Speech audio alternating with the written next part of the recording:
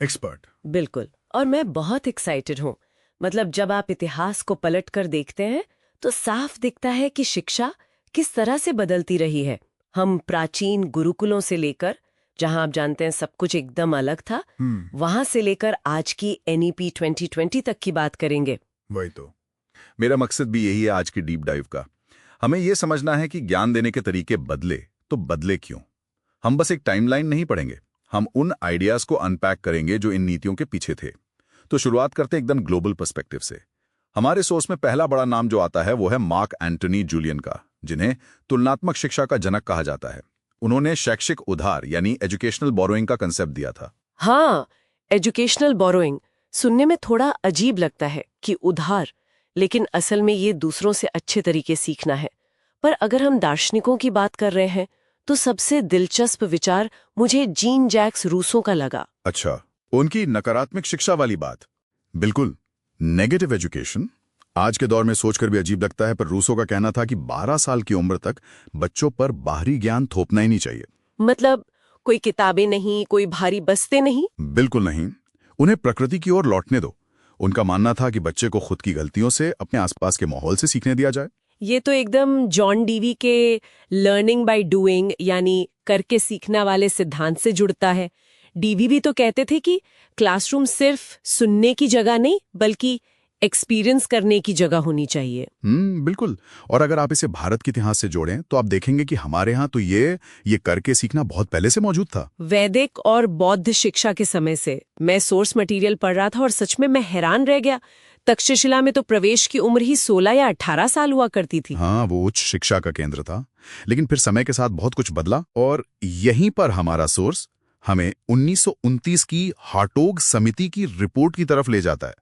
यह रिपोर्ट एक बहुत ही कड़वी सच्चाई बयान करती है। सच्चाई। मुझे याद आ रहा है, उन्होंने वो अपव्यय और अवरोधन वाली प्रॉब्लम उठाई थी, वेस्टेज और स्टैग्नेशन। एग्जैक्टली। वेस्टेज मतलब बच्चे बीच में ही पढ़ाई छोड़ देते थे, और स्टैग्नेशन मतलब एक ही क्लास में सालों साल फेल होना। सोचिए, आज भी हमारी सरकारें ड्रॉप आउट रेट कम करने में लगी हैं, और ये समस्या 1929 में ही पहचान ली गई थी। ये वाकई सोचने वाली बात है कि समस्या कितनी पुरानी है। फिर महात्मा गांधी की नई तालीम का जिक्र आता है। गांधी जी का जो 3H सिद्धांत है, हेड, हार्ट और हैंड, मुझे वो बहुत बहुत ही प्रैक्टिकल लगा। बिल्कुल। 3H सिद्धांत कहता है कि शिक्षा में मस्तिष्क, हृदय और हाथ तीनों का संतुलन होना चाहिए। मतलब सिर्फ दिमाग में जानकारी नहीं भरनी है, भावनाएं और हुनर दोनों भी विकसित करने हैं। ये तो एक सर्वांगीण विकास की बात थी। और यही बात आज की नीतियों में भी झलकती है। आजादी के बाद तो हमने शिक्षा को अधिकार ही बना दिया, जैसे संविधान का अनुच्छेद 21A जो शिक्षा का मौलिक अधिकार देता है। सही कहा। और अगर हम सीधा आज के दौर पर आएं, यानी नई शिक्षा नीति NEP 2020 पर, तो उसका जो 5+3+3+4 का ढांचा है वो उसी पुराने रटने वाले सिस्टम को तोड़ने के लिए है। थोड़ा सा आसान भाषा में समझाएंगे श्रोताओं को कि ये नया ढांचा और इसमें जो FLN बुनियादी साक्षरता और संख्यात्मकता है वो क्यों इतना जरूरी है। देखिए, जो पुराना 10+2 वाला सिस्टम था उसमें रटंत विद्या पर जोर ज्यादा था। नया 5+3+3+4 का ढांचा बच्चों के बचपन के हर पड़ाव पर ध्यान देता है। और जो आपने FLN की बात की, यानी फाउंडेशनल लिटरेसी एंड न्यूमरेसी, वो ये तय करता है कि बच्चा तीसरी कक्षा तक कम से कम पढ़ना और बुनियादी गणित समझ सके। क्योंकि अगर नींव ही कमजोर होगी तो डिग्री किस काम की। स्वामी विवेकानंद ने भी तो यही कहा था कि शिक्षा मानव निर्माण यानी मैन मेकिंग के लिए होनी चाहिए, सिर्फ नौकरी के लिए नहीं। बिल्कुल सही कहा आपने। डिग्री से ज्यादा जरूरी है इंसान बनना।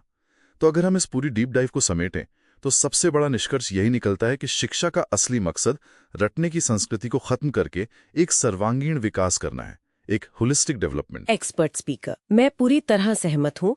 चाहे रूसो हो, गांधी जी हो या आज की NEP, सबका फोकस इसी बात पर है कि बच्चा सिर्फ मशीन की तरह याद ना करे बल्कि समझे और खुद कुछ बनाए। तो चलिए आज इस चर्चा को यहीं रोकते हैं, पर जाने से पहले श्रोताओं के लिए एक विचार छोड़कर जाता हूँ। जरा सोचिएगा इस पर। आज के इस अत्यधिक डिजिटल और AI आर्टिफिशियल इंटेलिजेंस वाले युग में क्या महात्मा गांधी की हाथ से काम करने वाली वो शिल्प केंद्रित बुनियादी शिक्षा ही भविष्य में इंसानों को मशीनों से अलग और प्रासंगिक बनाए रखने का सबसे बड़ा हथियार साबित हो सकती है? सोचिएगा जरूर। हम मिलेंगे